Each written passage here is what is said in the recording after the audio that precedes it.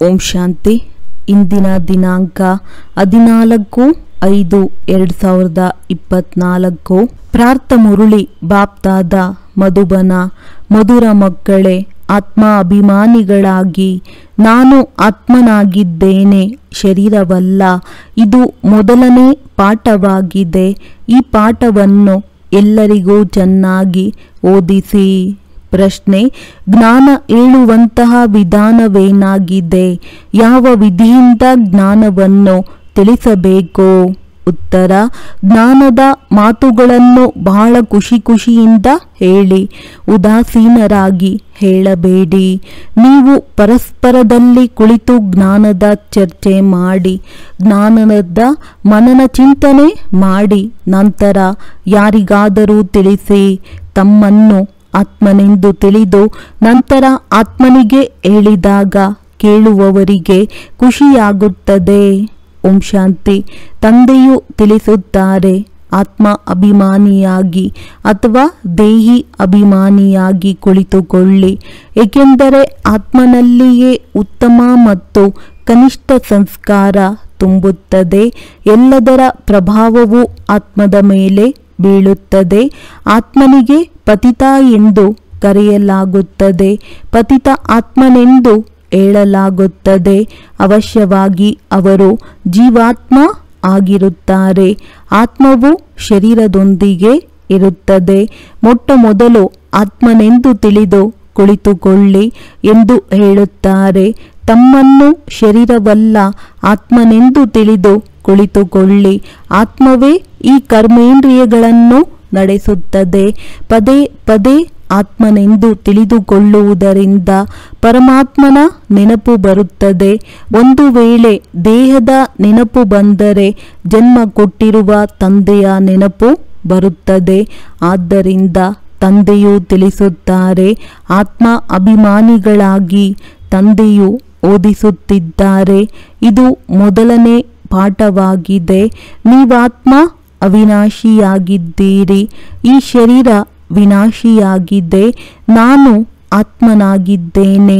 ಈ ಮೊದಲನೇ ಶಬ್ದವು ನೆನಪು ಮಾಡಿಕೊಳ್ಳದಿದ್ದರೆ ಕಚ್ಚಾ ಆಗಿಬಿಡುತ್ತೀರಿ. ನಾನು ಆತ್ಮನಾಗಿದ್ದೇನೆ, ಶರೀರವಲ್ಲ.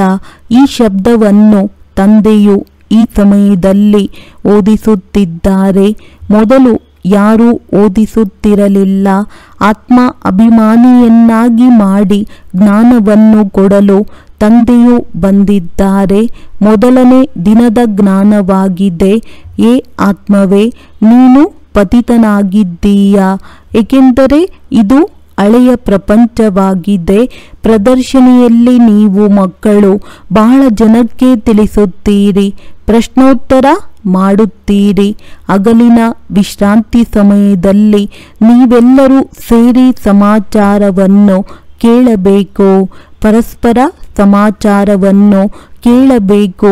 ಯಾರ್ಯಾರು ಯಾವ ಪ್ರಶ್ನೆಯನ್ನು ಕೇಳಿದರು, ನಾವು ಹೇಗೆ ಉತ್ತರ ಕೊಟ್ಟೆವು, ನಂತರ ಅವರಿಗೆ ತಿಳಿಸಿಕೊಡಬೇಕು. ಆ ಪ್ರಶ್ನೆಗೆ ಇದು ಉತ್ತರವಲ್ಲ, ಇದು ಉತ್ತರವಾಗಿದೆ. ತಿಳಿಸಿಕೊಡುವ ಯುಕ್ತಿ ಎಲ್ಲರದ್ದು ಒಂದೇ ಆಗಿರುವುದಿಲ್ಲ. ಮುಖ್ಯ ಮಾತು, ತಮ್ಮನ್ನು ಆತ್ಮನೆಂದು ತಿಳಿದುಕೊಳ್ಳುತ್ತೀರಾ ಅಥವಾ ದೇಹವೆಂದು ತಿಳಿಯುತ್ತೀರಾ? ಎಲ್ಲರಿಗೂ ಇಬ್ಬರು ತಂದೆಯರಿದ್ದಾರೆ. ದೇಹಧಾರಿಗಳಿಗೆಲ್ಲ ಲೌಕಿಕ ತಂದೆ ಇದ್ದಾರೆ, ಪಾರಲೌಕಿಕ ತಂದೆಯೂ ಇದ್ದಾರೆ. ಅಲ್ಪಕಾಲದ ತಂದೆಯಂತೂ ಸಾಮಾನ್ಯವಾಗಿದ್ದಾರೆ. ಇಲ್ಲಿ ನಿಮಗೆ ಬೇಅದ್ದಿನ ತಂದೆಯು ಸಿಕ್ಕಿದ್ದಾರೆ. ಅವರು ನಾವಾತ್ಮಗಳಿಗೆ ಕುಳಿತು ತಿಳಿಸುತ್ತಾರೆ. ಅವರೊಬ್ಬರೇ ತಂದೆಯೂ ಆಗಿದ್ದಾರೆ, ಶಿಕ್ಷಕನೂ ಆಗಿದ್ದಾರೆ, ಸದ್ಗುರುವೂ ಆಗಿದ್ದಾರೆ. ಇದನ್ನು ಪಕ್ಕಾ ಮಾಡಿಕೊಳ್ಳಬೇಕು.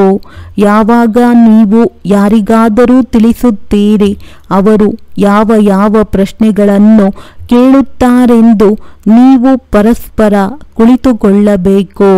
ಬುದ್ಧಿವಂತರೂ ಸಹ ಕುಳಿತುಕೊಳ್ಳಬೇಕು. ನಿಮಗೆ ಹಗಲಿನ ವೇಳೆಯಲ್ಲಿ ಸಮಯ ಸಿಗುತ್ತದೆ. ಊಟ ಮಾಡಿದ ನಂತರ ನಿದ್ರೆಯ ನಶೆಯು ಬರುತ್ತದೆ ಎಂದು ತಿಳಿಯಬಾರದು.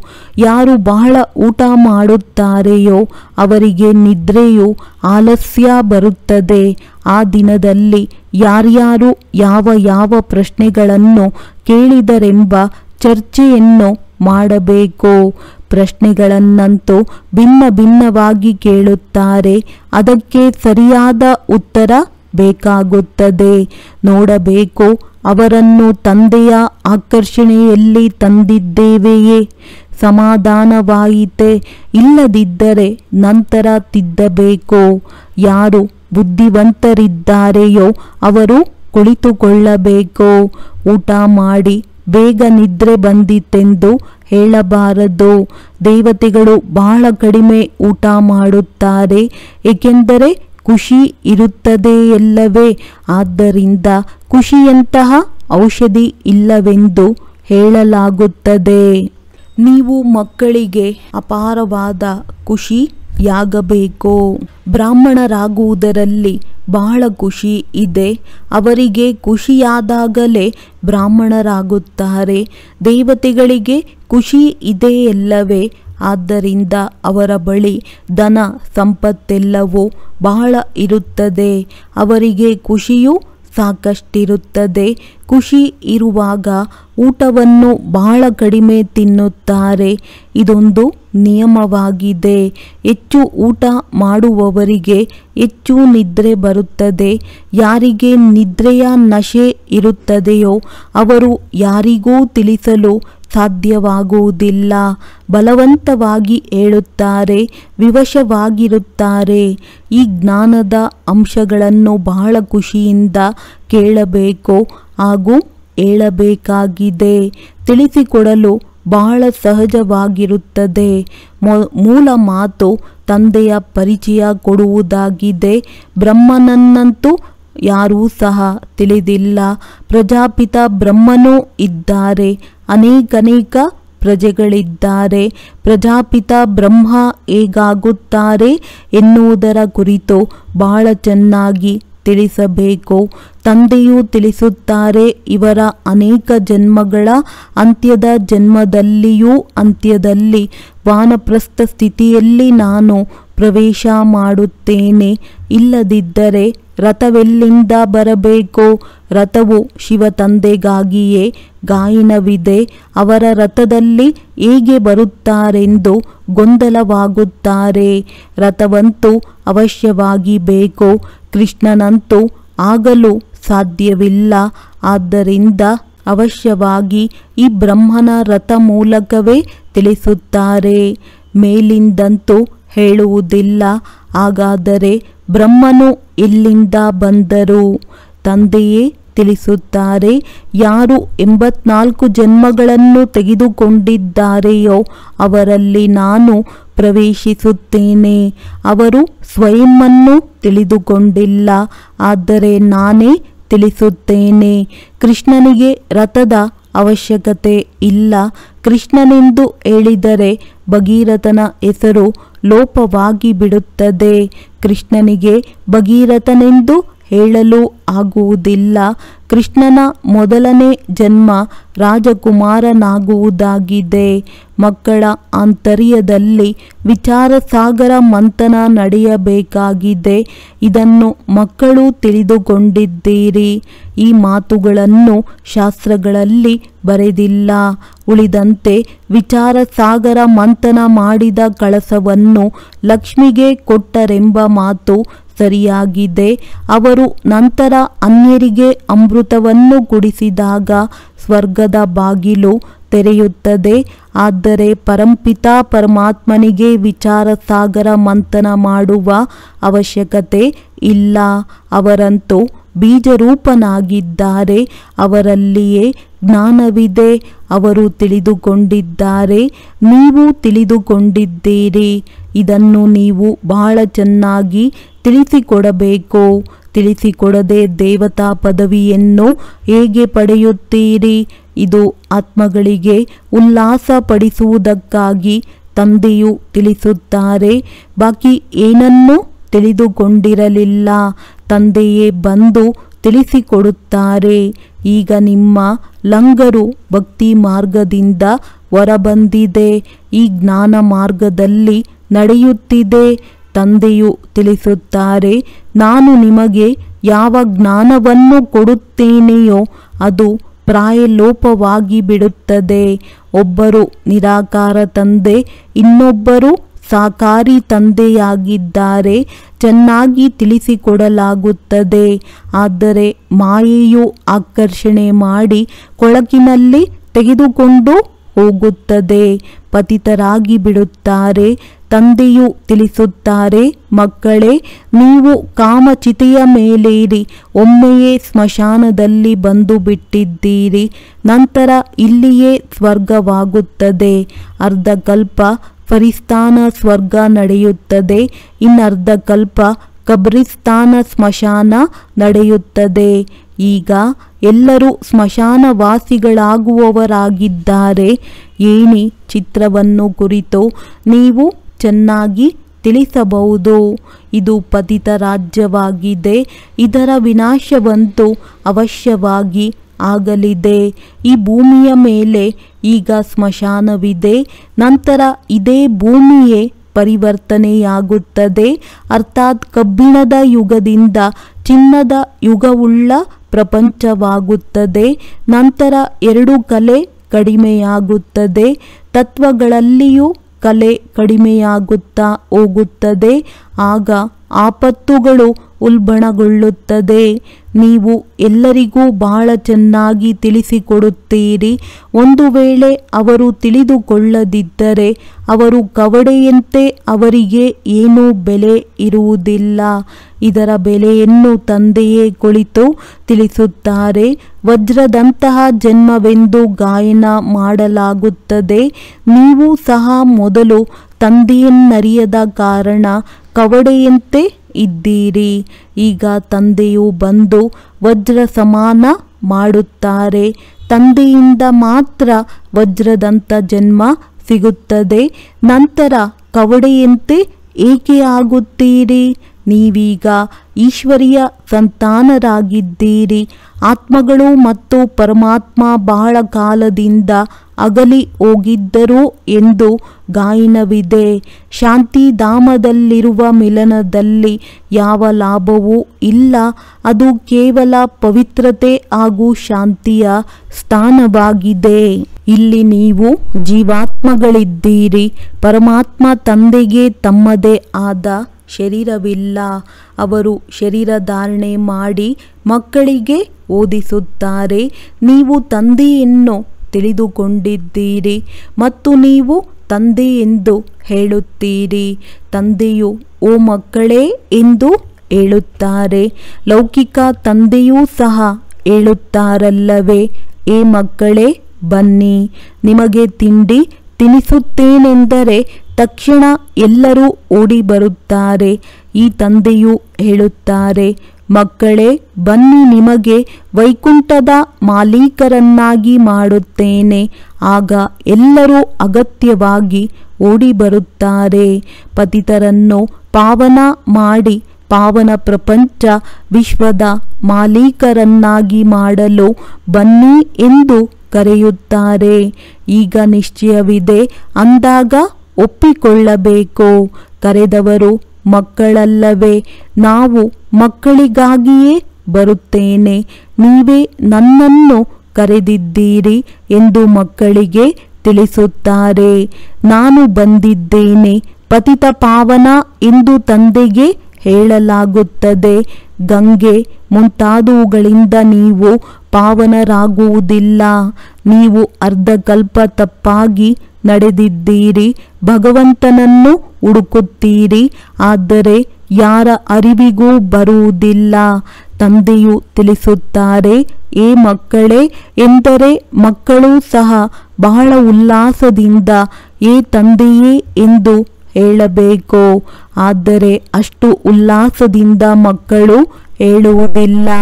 ಇದನ್ನು ದೇಹಾಭಿಮಾನ ಎಂದು ಹೇಳಲಾಗುವುದು. ಇದಕ್ಕೆ ದೇಹಿ ಅಭಿಮಾನಿ ಎಂದು ಕರೆಯುವುದಿಲ್ಲ. ಈಗ ನೀವು ತಂದೆಯ ಸನ್ಮುಖದಲ್ಲಿ ಕುಳಿತಿದ್ದೀರಿ. ನೀವು ಬೇಅದ್ದಿನ ತಂದೆಯನ್ನು ನೆನಪು ಮಾಡುವುದರಿಂದ ಬೇಅದ್ದಿನ ರಾಜ್ಯಭಾಗ್ಯವು ಅಗತ್ಯವಾಗಿ ನೆನಪಿಗೆ ಬರುತ್ತದೆ. ಇಂತಹ ತಂದೆಗೆ ಎಷ್ಟೊಂದು ಪ್ರೀತಿಯಿಂದ ಉತ್ತರವನ್ನು ಕೊಡಬೇಕು. ತಂದೆಯು ನಿಮ್ಮ ಕೂಗನ್ನು ಕೇಳಿ ಬಂದಿದ್ದಾರೆ. ತಂದೆಯ ಆಗಮನವು ನಾಟಕದನುಸಾರ 1 ಸೆಕೆಂಡ್ 1 ಗಳಿಗೆಯೂ ಹೆಚ್ಚು ಕಡಿಮೆಯಾಗುವುದಿಲ್ಲ. ಎಲ್ಲರೂ ಓ ಫಾದರ್ ದಯೆ ತೋರಿ ಮುಕ್ತ ಮಾಡಿ, ನಾವೆಲ್ಲರೂ ರಾವಣನ ಸಂಕೋಲೆಯಲ್ಲಿದ್ದೇವೆ. ನೀವು ನಮ್ಮ ಮಾರ್ಗದರ್ಶಕರಾಗಿ ತಂದೆ ಗೈಡ್ ಸಹ ಆಗುತ್ತಾರೆ. ಎಲ್ಲರೂ ಅವರನ್ನು ಕರೆಯುತ್ತಾರೆ. ಓ ಲಿಬರೇಟರ್, ಓ ಗೈಡ್, ಬಂದು ನಮ್ಮ ಮಾರ್ಗದರ್ಶಕರಾಗಿ ನಮ್ಮನ್ನು ಜೊತೆಯಲ್ಲಿ ಕರೆದುಕೊಂಡು ಹೋಗಿ ಎಂದು ಹೇಳುತ್ತಾರೆ. ಈಗ ನೀವು ಸಂಗಮಯುಗದಲ್ಲಿ ನಿಂತಿದ್ದೀರಿ. ತಂದೆಯು ಸತ್ಯಯುಗದ ಸ್ಥಾಪನೆಯನ್ನು ಮಾಡುತ್ತಿದ್ದಾರೆ. ಇದು ಕಲಿಯುಗವಾಗಿದೆ. ಕೋಟ್ಯಾಂತರ ಮನುಷ್ಯರಿದ್ದಾರೆ. ಸತ್ಯಯುಗದಲ್ಲಿ ಕೇವಲ ದೇವಿ ದೇವತೆಗಳು ಮಾತ್ರ ಇರುತ್ತಾರೆ. ಹಾಗಾದರೆ ಅವಶ್ಯವಾಗಿ ವಿನಾಶವಾಗಿರಬೇಕು. ವಿನಾಶವು ನಮ್ಮ ಮುಂದೆ ನಿಂತಿದೆ. ಅದಕ್ಕಾಗಿಯೇ ಗಾಯನವಿದೆ. ವಿಜ್ಞಾನದ ಬಲದಿಂದ ಎಷ್ಟು ಬುದ್ಧಿಯನ್ನು ಉಪಯೋಗಿಸುತ್ತಿರುತ್ತಾರೆ. ಅದು ಯಾದವ ಸಂಪ್ರದಾಯವಾಗಿದೆ. ಮತ್ತೆ ಚರಿತ್ರೆಯು ಪುನರಾವರ್ತನೆಯಾಗಬೇಕಾಗಿದೆ. ಈಗ ಸತ್ಯಯುಗದ ಚರಿತ್ರೆ ಪುನರಾವರ್ತನೆಯಾಗುತ್ತದೆ. ನೀವು ತಿಳಿದುಕೊಂಡಿದ್ದೀರಿ, ನಾವು ಹೊಸ ಪ್ರಪಂಚದಲ್ಲಿ ಶ್ರೇಷ್ಠ ಪದವಿಗಾಗಿ ಪುರುಷಾರ್ಥ ಮಾಡುತ್ತಿದ್ದೇವೆ. ಆದ್ದರಿಂದ ಅಗತ್ಯವಾಗಿ ಪವಿತ್ರರಾಗಬೇಕು. ಈ ಪತಿತ ಪ್ರಪಂಚದ ವಿನಾಶವೂ ಸಹ ಆಗಲೇಬೇಕೆಂದು ನೀವು ತಿಳಿದಿದ್ದೀರಿ. ನಿಮ್ಮ ಮಕ್ಕಳು ಮರಿಗಳು ಯಾರೂ ಉಳಿಯುವುದಿಲ್ಲ. ಯಾರೂ ಸಹ ನಿಮ್ಮ ಆಸ್ತಿಗೆ ವಾರಸುದಾರರಾಗುವುದಿಲ್ಲ. ಮದುವೆ ಮುಂಜಿಯನ್ನು ಮಾಡಿಕೊಳ್ಳುವುದಿಲ್ಲ. ಬಹಳಷ್ಟು ಕಳೆದು ಹೋಗಿದೆ, ಸ್ವಲ್ಪವೇ ಉಳಿದಿದೆ. ಆ ಸ್ವಲ್ಪ ಸಮಯಕ್ಕೂ ಲೆಕ್ಕವಿದೆ. ಮೊದಲು ಈ ರೀತಿ ಹೇಳುತ್ತಿರಲಿಲ್ಲ. ಈಗ ಬಹಳ ಕಡಿಮೆ ಸಮಯವಿದೆ. ಮೊದಲು ಶರೀರ ಬಿಟ್ಟು ಹೋದವರೆಲ್ಲ ನಂಬರ್ ವಾರ್ ಪುರುಷಾರ್ಥದನುಸಾರ ಜನ್ಮ ಪಡೆದಿದ್ದಾರೆ. ಕೆಲವರಂತೂ ಇಲ್ಲಿಗೆ ಬಂದಿರಬೇಕು. ಹೇಗೆ ಇಲ್ಲಿಂದ ಅಗಲಿ ಹೋಗಿದ್ದಾರೆಂದು ತಿಳಿಯುತ್ತದೆ. ಅವರಿಗೆ ಜ್ಞಾನದ ವಿನಃ ಮಜಾ ಎನಿಸುವುದಿಲ್ಲ. ನಾವಂತೂ ಅಲ್ಲಿಗೆ ಹೋಗುತ್ತೇವೆಂದು ತಂದೆ ತಾಯಿಗೂ ಹೇಳುತ್ತಾರೆ. ಇದೆಲ್ಲವೂ ಸಹಜವಾಗಿ ತಿಳಿದುಕೊಳ್ಳುವ ಮಾತುಗಳಾಗಿವೆ. ಅವಶ್ಯವಾಗಿ ವಿನಾಶವಾಗಲೇಬೇಕು. ಯುದ್ಧದ ತಯಾರಿಯನ್ನು ನೋಡುತ್ತಿದ್ದೀರಿ. ಇವರ ಯುದ್ಧದ ಸಾಮಾನುಗಳಿಗಾಗಿ ಅರ್ಧ ಖರ್ಚಾಗಿ ಬಿಡುತ್ತದೆ. ಹೇಗೆ ವಿಮಾನಗಳನ್ನು ತಯಾರಿಸುತ್ತಾರೆ. ಮನೆಯಲ್ಲಿಯೇ ಕುಳಿತೇ ನಾಶ ಮಾಡುತ್ತೇವೆಂದು ಹೇಳುತ್ತಾರೆ. ಅಂತಹ ವಸ್ತುಗಳನ್ನು ಮಾಡುತ್ತಿರುತ್ತಾರೆ. ಏಕೆಂದರೆ ಆಸ್ಪತ್ರೆ ಮೊದಲಾದವುಗಳು ಇರುವುದಿಲ್ಲ. ಡ್ರಾಮಾದಲ್ಲಿ ತಂದೆಯಿಂದ ಇದೆಲ್ಲದರ ಸೂಚನೆ ಸಿಗುತ್ತಿರುತ್ತದೆ. ಇದೆಲ್ಲವೂ ನಾಟಕದಲ್ಲಿ ನಿಗದಿಯಾಗಿದೆ. ರೋಗಿಗಳಾಗಿ ಬಿಡಬಾರದು. ಎಲ್ಲರೂ ಅವಶ್ಯವಾಗಿ ಸಾಯಲೇಬೇಕು. ರಾಮನೂ ಹೋದ, ರಾವಣನೂ ಹೋದ. ಯಾರು ಯೋಗದಲ್ಲಿರುತ್ತಾರೆ ಅವರ ಆಯಸ್ಸು ವೃದ್ಧಿಯಾಗುತ್ತದೆ. ಖುಷಿಯಿಂದ ಶರೀರ ಬಿಡುತ್ತಾರೆ. ಹೇಗೆ ಈ ರೀತಿ ಉದಾಹರಣೆ ಕೊಡುತ್ತಾರೆ. ಬ್ರಹ್ಮ ತತ್ವದಲ್ಲಿ ಹೋಗುವುದರಿಂದ ಖುಷಿಯಿಂದ ಶರೀರ ಬಿಡುತ್ತೇವೆ. ಆದರೆ ಬ್ರಹ್ಮ ತತ್ವದಲ್ಲಿ ಯಾರೂ ಹೋಗುವುದಿಲ್ಲ. ಪಾಪವು ನಾಶವಾಗುವುದಿಲ್ಲ. ಇಲ್ಲಿಯೇ ಪುನರ್ಜನ್ಮವನ್ನು ತೆಗೆದುಕೊಳ್ಳುತ್ತಾರೆ. ಪಾಪ ನಾಶ ಮಾಡುವ ಉಪಾಯವನ್ನು ತಂದೆಯೇ ತಿಳಿಸುತ್ತಾರೆ. ನನ್ನೊಬ್ಬನನ್ನೇ ನೆನಪು ಮಾಡಿ ಬೇರೆ ಯಾರನ್ನೂ ನೆನಪು ಮಾಡಬೇಡಿ. ಲಕ್ಷ್ಮೀನಾರಾಯಣರನ್ನು ನೆನಪು ಮಾಡಬೇಡಿ. ನಿಮಗೆ ತಿಳಿದಿದೆ, ಈ ಪುರುಷಾರ್ಥದಿಂದ ನಾವು ಇಂತಹ ಪದವಿಯನ್ನು ಪಡೆಯುತ್ತೇವೆ. ಸ್ವರ್ಗದ ಸ್ಥಾಪನೆಯಾಗುತ್ತಿದೆ.